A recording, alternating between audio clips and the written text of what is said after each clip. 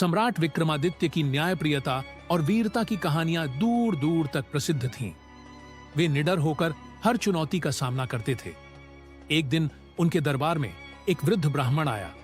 उसकी आंखों में चिंता थी और चेहरा थका हुआ लग रहा था। महाराज, मेरी सहायता करें, ब्राह्मण ने करुण स्वर में कहा। विक्रमादित्य ने प्रेम पूर्वक पूछा, कहो ब्राह्मण देव, आपको क्या कष्ट है? ब्राह्मण ने बताया, मैं एक छोटे गांव में रहता हूं। वहां एक चुड़ैल का साया है जो हर पूर्णिमा की रात को गांव में आती है और लोगों को भयभीत कर देती है। उसने गांव के कई लोगों को बीमार कर दिया है। मैंने सुना है कि आप न्यायप्रिय और पराक्रमी राजा हैं। कृपया हमारी रक्षा करें। विक्रमादित्य ने बिना विलंब किए ब्राह्मण से पूरा स्थान पूछ लिया और अकेले ही उस गांव की ओर चल पड़े। रात का समय था, जंगल घना था, लेकिन राजा निडर थे।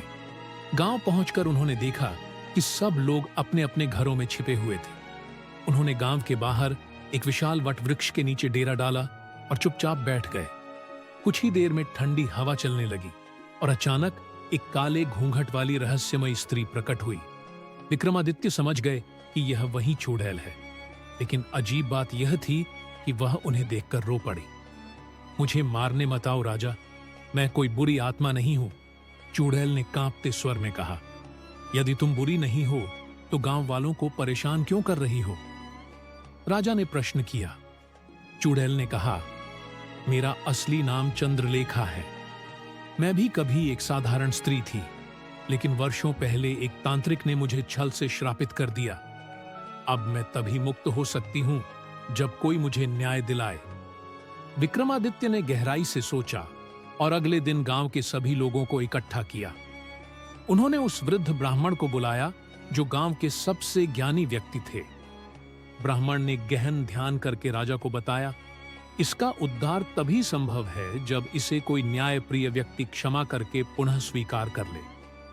राजा ने चुड़ैल से पूछा, तुम्हारी आत्मा को शांति कैसे मिलेगी? चंद्रलेखा बोली, मुझे बस विश्वास चाहिए कि कोई मुझे दोषी नहीं समझता। राजा ने गांव के सभी लोगों को समझाया कि कभी-कभी परिस्थितियां हमें दोषी बना देती हैं, पर हर व्यक्ति को दूसरा अवसर मिलना चाहिए। शाप मुक्ति और गांव की शांति गांव वालों ने सहमति जताई और जब उन्होंने चंद्रलेखा को क्षमा किया तो वह एक प्रकाश पुंज में बदल गई और शांत होकर आकाश में विलीन हो गई। गांव से भय समाप्त हो गया।